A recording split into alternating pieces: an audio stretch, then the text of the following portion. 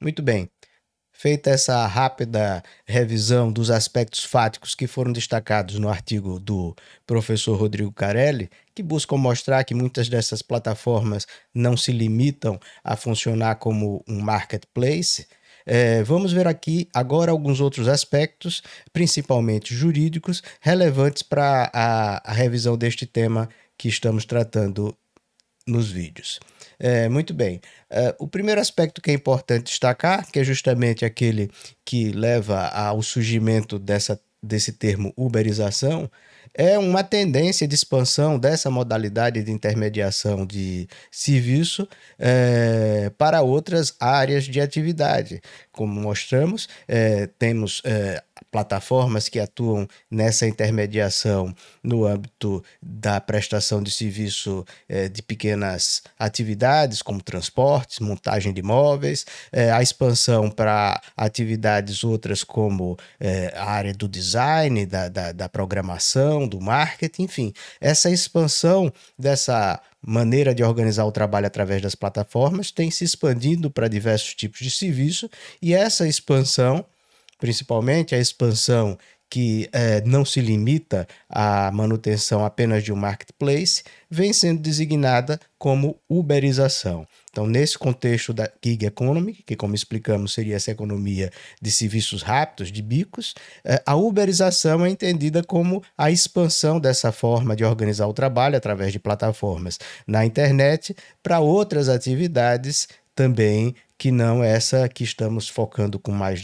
detalhe aqui, que é a de transporte de passageiros. Então, essa tendência de expansão se chama uberização. E as peculiaridades dessa forma de prestar serviço têm feito surgir a tese de que o ordenamento jurídico atualmente existente, que o ordenamento jurídico protetivo dos trabalhadores, né, o ordenamento jurídico laboral, não estaria adequado para esse tipo de relação, tendo em vista a novidade que ele apresenta.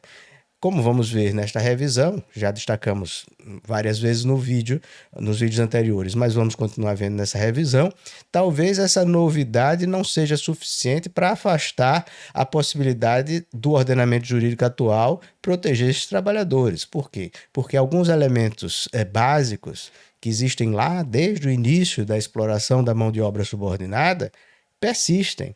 Inclusive, como destacamos ainda há pouco, quando mostramos as evoluções tecnológicas que caracterizam a quarta revolução industrial, a indústria 4.0, mostramos justamente que muitas dessas evoluções, diferentemente do que é pregado, aumentam o controle sobre o serviço prestado, aumentam o controle sobre a mão de obra. Então, aquela característica de prestação de serviço controlado, subordinado e dependente permanece ainda hoje com essa forma de organizar o trabalho e, por conta disso, habilita o ordenamento jurídico que temos hoje a proteger esses trabalhadores também, não é? Então, é a tese de que as peculiaridades desse serviço, dessa forma de se prestar serviço, seriam incompatíveis com as normas que existem para proteger o trabalho, não é algo que, como vimos já até aqui e veremos até o final dessa revisão, sustentável juridicamente.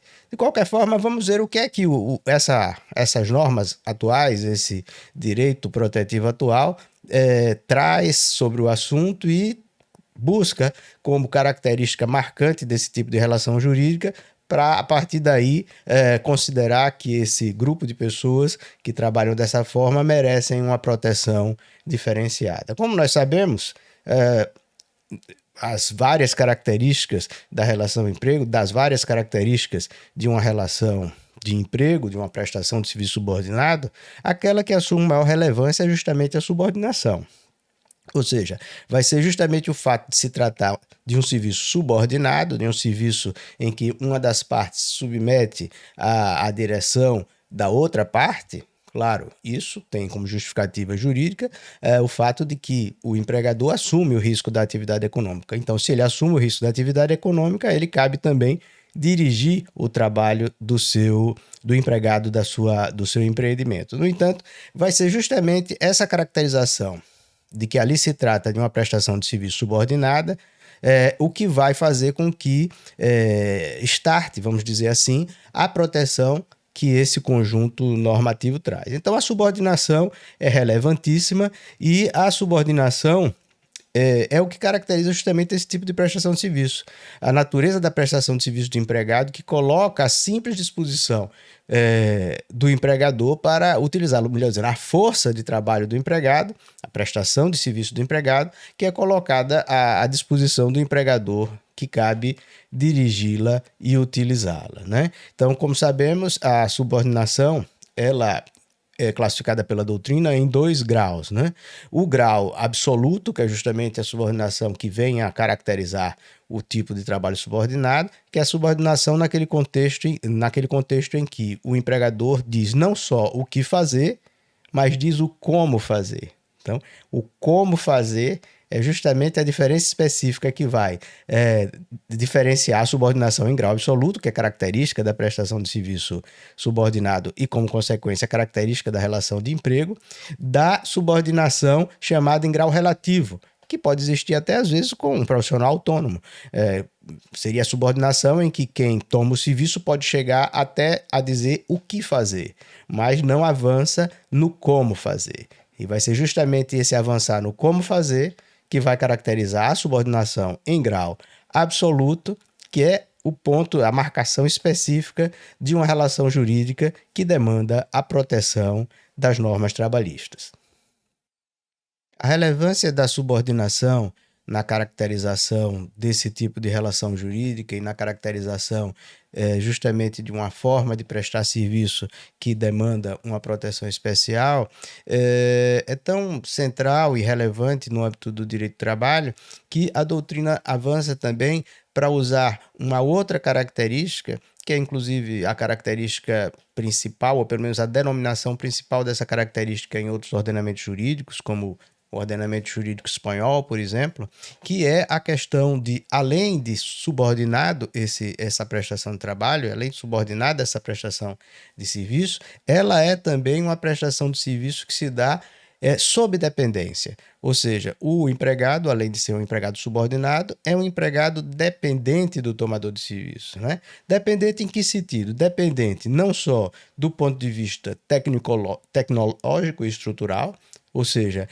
muitas vezes os próprios meios de trabalho, o próprio conhecimento técnico, a própria disponibilidade dos instrumentos técnicos necessários para prestar aquele serviço são da propriedade ou são do domínio do tomador do serviço, né? Essa designação de dependência tecnológica e estrutural também é chamado por alguns autores de subordinação, é verdade, é importante registrar aqui, né? Aqui nós estamos fazendo essa distinção entre subordinação e dependência, mas é importante pontuar que o professor Maurício Godinho Delgado, da mesma forma que o professor Augusto César, o ministro Maurício Godinho Delgado também é ministro do TST.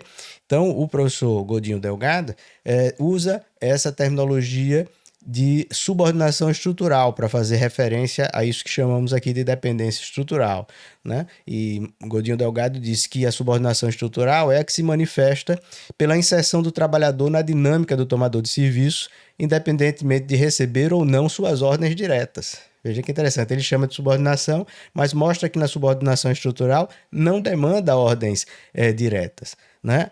Mas acolhendo estruturalmente sua dinâmica e sua organização e funcionamento. Então essa é a característica da subordinação estrutural, que Maurício Delgado assim o chama de subordinação estrutural e que outros doutrinadores designam como dependência tecnológica estrutural. Só que essa dependência pode ir além, ela pode ser também uma dependência econômica, né? Uma dependência econômica do tomador de serviço. Então, vemos aqui que várias dessas características, não só a subordinação na sua forma original, como também a subordinação nesse entendimento mais amplo de dependência tecnológica, estrutural, de dependência econômica, se ajusta muito bem a essas situações das plataformas que não se limitam a atuar como um marketplace, como destacamos há pouco.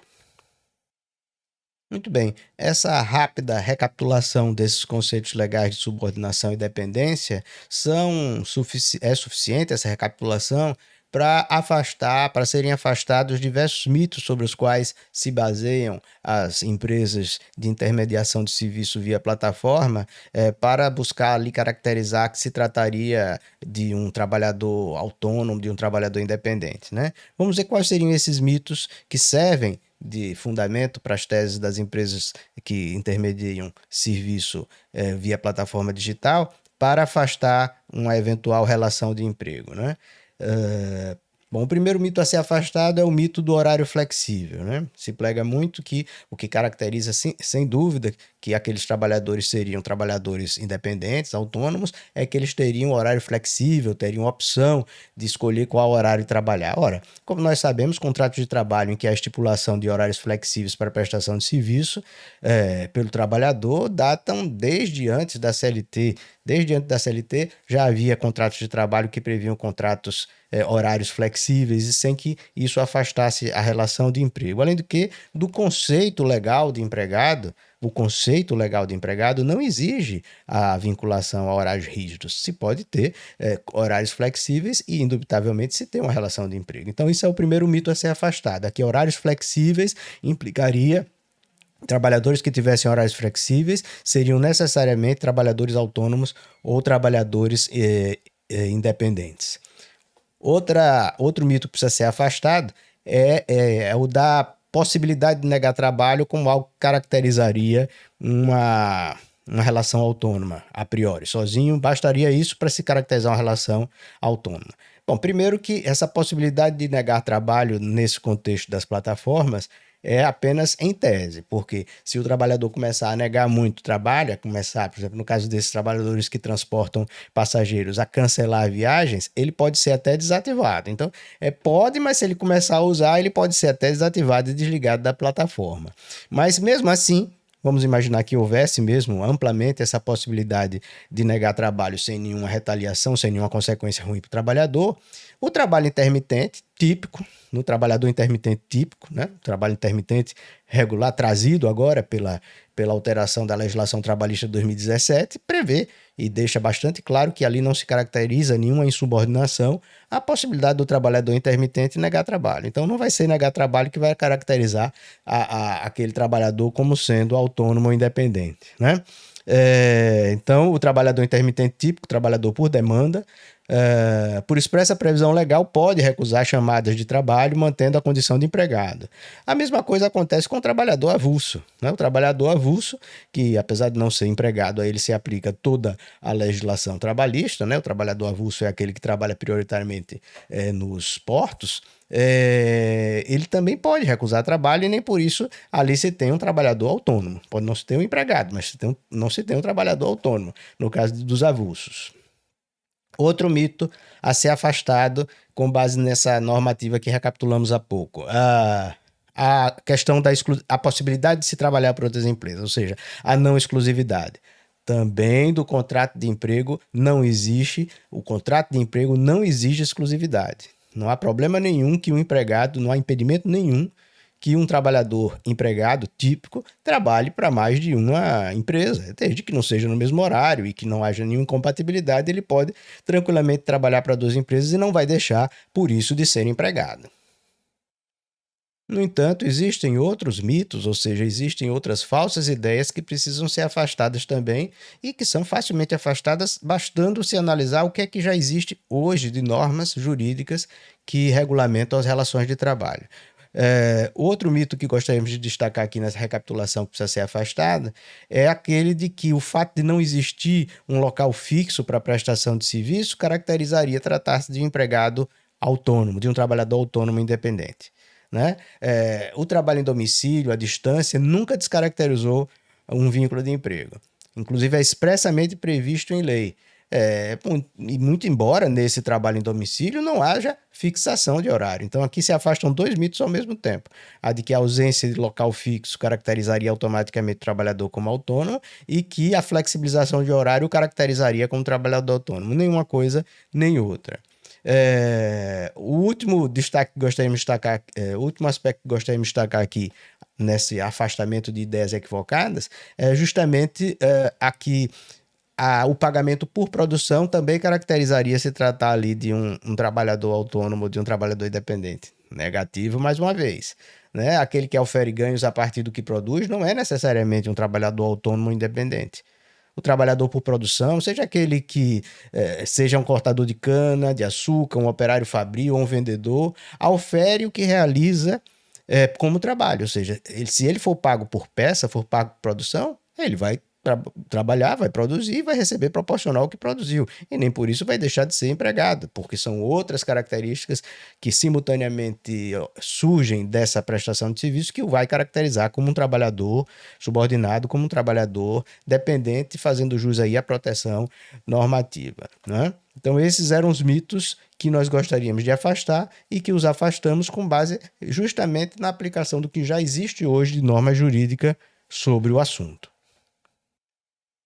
Concluindo esse tópico 3, no qual recapitulamos o que tratamos no curso sobre gig economy e uberização, vamos também passar rapidamente aqui à vista sobre dois aspectos importantes. Um deles é de ordem sociológica, que eu acho importante pontuar aqui novamente para recapitular, e outro que seria justamente como vem a jurisprudência estrangeira e nacional se posicionando sobre essa questão, principalmente sobre essa questão da existência ou não de um vínculo de emprego dos trabalhadores que têm seu serviço intermediado por plataformas, né? Inicialmente, com relação a essa questão sociológica, os aspectos que eu gostaria de recapitular aqui seria ao valor social que se dá a não ser chamado de empregado, né? A gente vê que para muitas pessoas elas preferem, claro, às vezes premidas por uma série de fatores sociais e psicológicos, serem designadas como empreendedores, como pequenos empresários, como autônomos, visto que têm, no fundo, uma espécie de vergonha de ser caracterizado como empregado, como se isso fosse algo que lhe diminuísse. Então, esse próprio discurso do empreendedorismo, essa própria fomento do empreendedorismo, funciona do ponto de vista psicológico e sociológico nesse aspecto também, a ponto de o próprio trabalhador não querer vir a ser classificado como empregado e vir a receber aquela proteção normativa que lhe é devida, tudo em prol de poder ainda ser considerado, ao menos do ponto de vista social, como um empreendedor, como um autônomo, como um empresário, né? Então, às vezes, vale a pena perder a proteção das normas trabalhistas se for para ser chamado de empreendedor, se for para ser considerado um empresário. Daí que esse aspecto da terminologia é utilizado até nos contextos das relações de trabalho, né? É comum se ver empregadores chamar os seus empregados de colaboradores, de associados, né? E essa própria terminologia de parceiro que é utilizada pelas empresas que intermediam o trabalho através de plataformas, ou seja, ela considera que ali se trata de um parceiro, de um trabalhador autônomo que se usa da plataforma para chegar aos tomadores de serviço.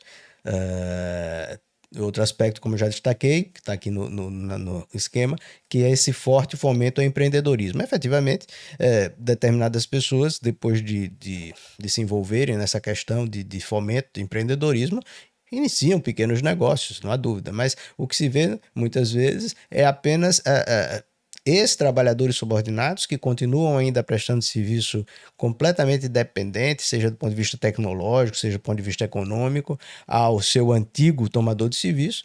No entanto, está ali travestido, vamos dizer assim, de empreendedor, né? Dele se exigiu que abrisse um CNPJ, se registrasse como microempreendedor individual. O sujeito continua trabalhando da mesma forma que trabalhava antes, só que agora sem a proteção trabalhista, porém, do ponto de vista psicológico e sociológico, podendo se apresentar como um empresário, como um empreendedor. Então, isso tem um valor considerável, né? A gente tem que reconhecer que tem um valor sociológico e psicológico considerável, a ponto de o próprio trabalhador chegar a abrir mão dessa proteção em prol de ser assim classificado do ponto de vista do trabalho.